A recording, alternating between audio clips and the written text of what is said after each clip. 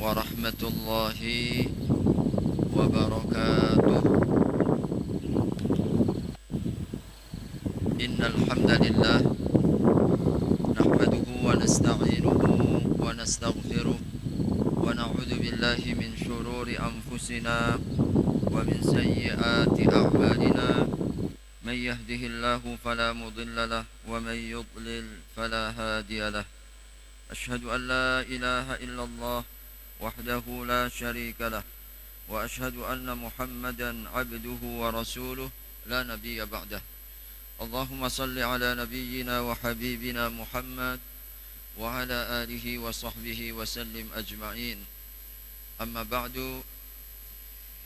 Puji serta syukur marilah kita panjatkan kehadirat Allah Subhanahu wa taala atas rahmat serta taufik kepada kita bersama di kesempatan siang hari ini setelah kita melaksanakan sholat zuhur. Kita manfaatkan dalam rangka untuk taqarrub, mendekatkan diri, menjemput iman dan hidayah. Mudah-mudahan terjaganya istiqomah dan amal soleh hingga masa akhir hayat kita Allah tetapkan melalui majlis ilmu dan majlis-majlis tausiah yang mudah-mudahan insya Allah akan semakin menjaga stamina, iman dan amal soleh kita bersama. Amin ya rabbal alamin. Salam dan salawat tidak lupa mari kita sampaikan kepada Nabi Allah Muhammad sallallahu alaihi wasallam, keluarga, para sahabat serta seluruh umatnya hingga akhir zaman. Hadirin rahimakumullah. Ada satu ayat yang Allah Subhanahu wa taala tegaskan di dalam surat Maryam ayat yang ke-96. A'udzu billahi minasy syaithanir rajim.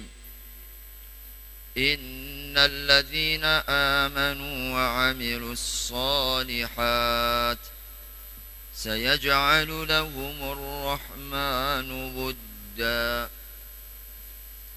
Sesungguhnya orang-orang yang beriman dan beramal soleh, maka Allah akan berikan kepada mereka, Allah Ar-Rahman akan berikan kepada mereka kasih sayang dan cinta. Hadirin rahimakumullah, ada dua kata kunci agar cinta dan kasih sayang senantiasa menyebar.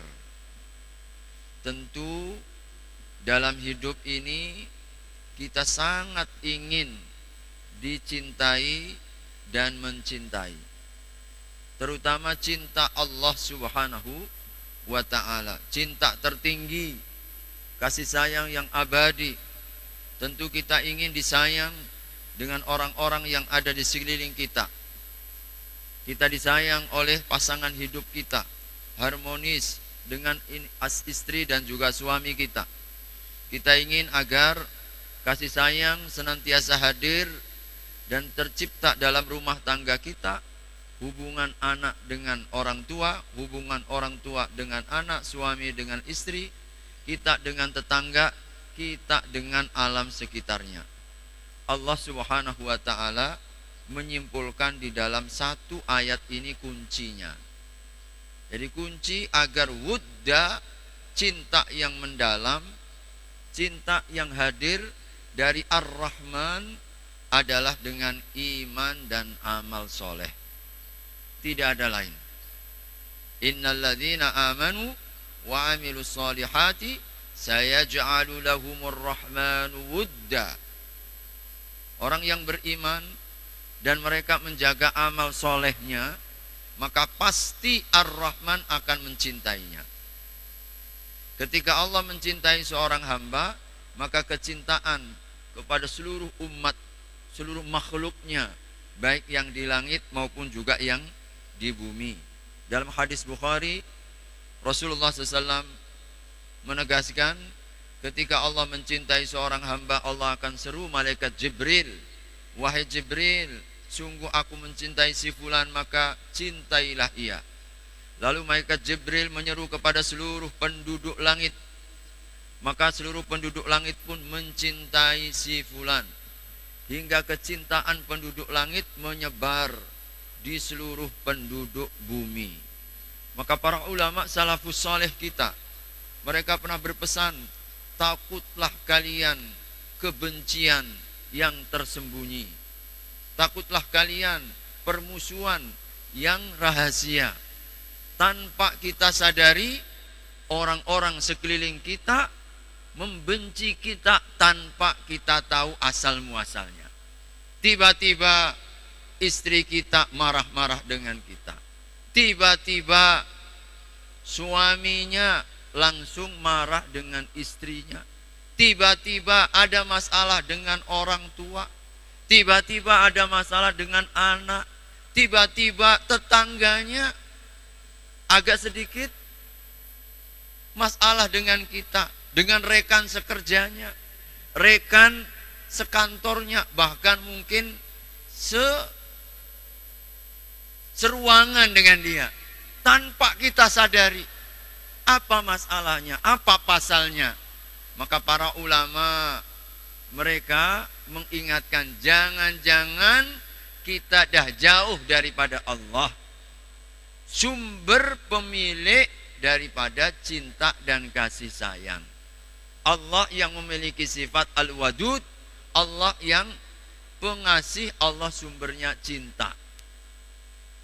Maka kadang-kadang Allah campakkan ketika Allah murka dengan seorang hamba sehingga sampai pun kepada binatang-binatangnya. Hadirin rahimakumullah, tidak hanya manusia, sampai binatang. Ternyata binatang punya perasaan. Rasulullah SAW dalam satu riwayat hadis yang dikeluarkan dalam silsilah Al-Albani, bahwa ada kalanya seekor binatang seperti kuda kita, mungkin binatang peliharaan kita, kucingkah, ayamkah, kambingkah, binatang ternak kita, ternyata mereka itu dalam kendali ubun-ubun Allah Subhanahu wa ta'ala. Adalah seekor kuda, sampaikan oleh Abu Dzar Al-Ghifari, innahu laisa min farasin arabiyyin illa yu'adzinu lahu ma'a kulli fajrin yad'u bida'wataini. Tidaklah berpagi-pagi setiap fajar, setiap subuh, seekor kuda akan berdoa kepada Allah dengan dua doa. Apa doa mereka? Allahumma innaka khawwaltani man khawwaltani min bani Adam. Ya Allah, sesungguhnya engkau telah tundukkan aku untuk melayani hamba-hambamu dari kalangan anak Adam. Faj'alni min ahabbi ahlihi. Ya Allah, maka jadikan aku yang paling dicintai olehnya. Sehingga wa malihi, dan juga yang paling berharga bagi miliknya. Hadirin rahimakumullah, sampai pun Rasul gambarkan binatang-binatang peliharaan kita, ternyata mereka itu memiliki perasaan, bahkan berdoa setiap subuhnya, setiap fajarnya, min kulli fajrin, setiap subuh yad'u, mereka berdoa bida'wataini, dengan dua doa. Maka pelajaran, kalau ada manusia yang lebih mulia pagi subuh tidak bangun, maka kuda lebih bermanfaat dan lebih bernilai daripada hidupnya manusia seperti ini. Setiap pagi kuda doa, doanya dia bersyukur atas nikmat khawwaltani mimma khawwaltani min bani Adam. Ya Allah, engkau telah takdirkan bahwasanya aku kuda, engkau telah takdirkan untuk dapat melayani kebutuhan manusia. Dia siap untuk melayani secara prima. Maka jadikan aku ya Allah yang terbaik di hartanya. Minta agar paling dicintai. Paling dicintai, maka dia bisa punya kecintaan maupun kebencian. Sehingga Ibnu Mas'ud mengatakan, aku dapat merasakan apakah Allah cinta atau benci kepadaku dari binatang-binatang peliharaanku yang ada di rumah. Sampai sedemikian pekanya Allah cinta. Kalau Allah mencintai seorang hamba, seluruh yang ada di rumahnya tunduk untuk melayaninya. Tetapi ketika mulai ada masalah di sekelilingnya, sampai pun peliharaan-peliharaannya, ini tanda jangan-jangan Allah dah mulai murka dengan aku. Dan kuncinya satu untuk mendatangkan kasih sayang semua yang ada di sekeliling kita adalah hubungan kita dengan Allah Subhanahu wa ta'ala. Hadirin rahimakumullah, bahkan Nabi ketika beliau berada di Uhud, beliau mengatakan Jabal Uhud yuhibbuna wa nuhibbuhu. Jabal Uhud yuhibbuna. Gunung Uhud ini mencintai kita. Jadi ternyata benda-benda mati yang kita anggap tidak bernyawa punya perasaan. Dia mencintai kita, maka cintailah dia. Karena dia termasuk gunung di surga. Subhanallah. Benda-benda mati ternyata sesuai dengan kendali. Sehingga dalam surat Al-Jathiyah, Allah Subhanahu wa ta'ala ketika menceritakan mati dan hancurnya Fir'aun, maka Allah tegaskan, fama bakat alaihimus sama'u wal ardu wa ma kanu munzarin. Maka tidaklah langit menangis, bumi meratap ketika Fir'aun dihancurkan, ditenggelamkan ke dalam lautan dan ia tidak ditangguhkan. Para ulama ahli tafsir mereka mengatakan pemahamannya apa? Kalau ada orang yang baik, langit tidak menangis, bumi tidak meratap karena kepergian, tenggelam dan hancurnya Fir'aun dan bala tentaranya. Maka difahami oleh para ulama ahli tafsir bahwa ketika ada hamba Allah yang beriman, hamba Allah yang soleh, kekasih Allah Subhanahu wa ta'ala yang meninggal, maka langit menangis, bumi pun juga sedih dengan kepergian mereka. Benda-benda mati merasakan ada cintanya di sana. Sehingga kita dapatkan juga dalam riwayat yang sahih, ketika orang yang jahat, peringainya buruk, ahli maksiat, selalu menebar dosa dan kezaliman di permukaan bumi, maka ketika dimasukkan ke dalam perut bumi, saat ia dikuburkan, maka bumi pun menghimpit hingga tulang rusuknya terbelah-belah. Semuanya adalah hakikat, sesuatu yang sifatnya gaib. Dan sambil mengatakan, sudah lama aku tunggu engkau sekian lama. Akibat dulu ketika di permukaannya tidak mampu untuk menghimpit, maka dihimpit sambil geram itu bumi. Seluruhnya ini adalah bahwa bumi, langit dan seluruh alam semesta diperintah oleh Allah Subhanahu wa ta'ala. Maka hadirin rahimakumullah, cintailah Allah, Allah akan mencintai kita. Maka yang harus kita lakukan hari ini, mari kita cari ridhonya Allah. Yang pasti ketika kita memberikan sepenuh hati kita, ketika kita memberikan kepada Allah totalitas di dalam kehidupan, Allah tidak akan pernah menyia-nyiakan. Beda hadirin ketika yang kita cari totalitas ini untuk selain Allah, kita banyak kecewa. Sudah begitu banyak yang kita korbankan, waktu, harta, tenaga, pikiran, bahkan segenap diri kita berikan untuk mendapatkan cintanya orang, perhatiannya orang, perhatiannya untuk mendapatkan sesuatu dunia ini belum tentu kita dapatkan.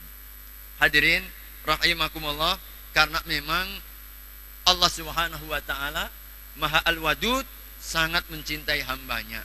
Meskipun kita membawa sepenuh bumi, dosa dan kesalahan Allah akan berikan kepada kita sepenuh langit daripada ampunan. walaupun telah melakukan perbuatan dosa seperti pelacur, hanya dengan ampunan seteguk air kepada seekor anjing. 100 orang membunuh, sejengkal jarak daripada kampung pertaubatan, Allah masukkan ke dalam surga. Allah hapus seluruh masa lalu hanya dengan setitik dua titik daripada amal soleh. Beda dengan manusia hadirin, berbuat baik seumur-umur, hilang sekejap hanya karena kesalahan sekejap mata. Begitulah perbedaan Allah dan juga hambanya. Agar kita hadirin, mari kita tanamkan dalam diri kita senantiasa mencari keridhaan Allah Subhanahu wa taala.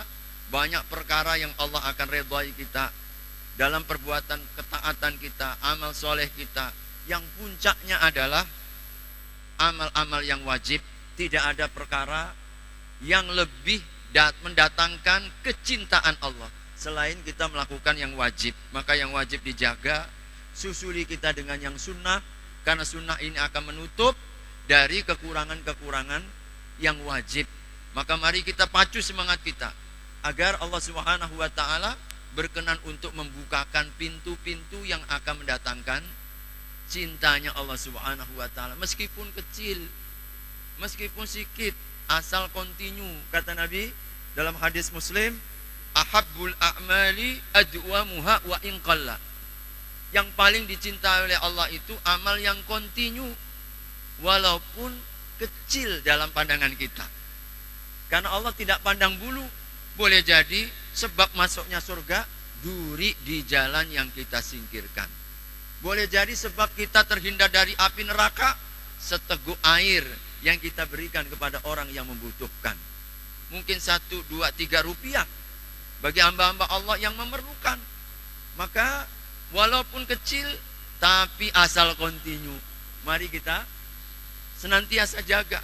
Bahkan dalam satu riwayat hadis, Al-Quran hadirin, Al-Quran, dalam satu riwayat hadis, man ahabba, barang siapa yang ingin ayyuhibballaha wa rasulahu, ingin mendatangkan cintanya Allah dan Rasulnya, falyaqra minal mushaf, falyaqra fil mushaf. Quran kita ini hadirin, baca dari mushaf. Itu salah satu di antara sumber yang akan mendatangkan cintanya Allah. Maka baca Al-Quran, baca kalamnya. Tanda kita cinta kepada Allah itu membaca kalamnya, menghafal kalamnya, mentadaburi kalamnya. Jangan sampai kemudian hadirin kalam-kalam selain Allah yang lebih kita hafal. Ini mari kita sadarkan dan mari kita ingatkan ini, terutama generasi muda hari ini lebih banyak menghafal syair-syair, lagu-lagu, penyanyi-penyanyi yang tidak jelas dibanding semangat mereka untuk membaca ayat-ayat kitab sucinya. Karena ini adalah tanda kecintaan Allah Subhanahu wa taala. Maka mudah-mudahan insyaallah satu ayat di surat Maryam ayat 96, Allah Subhanahu wa taala telah memberikan kepada kita jalan agar mendapatkan wudda, kasih sayang dan cinta yang mendalam daripada Allah Subhanahu wa taala, dengan senantiasa kita menjaga iman kita, karena ini sumber kecintaan Allah kepada hambanya. Yang kedua adalah mari kita jaga meskipun sedikit tapi kontinu amal-amal soleh kita. Mudah-mudahan Allah senantiasa mengkaruniakan kecintaan Allah, sebab ketika Allah mencintai seorang hamba, tidak mungkin akan disiksa oleh Allah Subhanahu wa ta'ala. Allah tidak mungkin menyiksa kepada kekasih-kekasihnya. Hadanallahu wa iyyakum. Mari kita senantiasa sempurnakan dengan doa kafaratul majlis. Subhanakallahumma wa bihamdik, asyhadu an la ilaha illa anta, astaghfiruka wa atubu ilaik. Wassalamualaikum warahmatullahi wabarakatuh.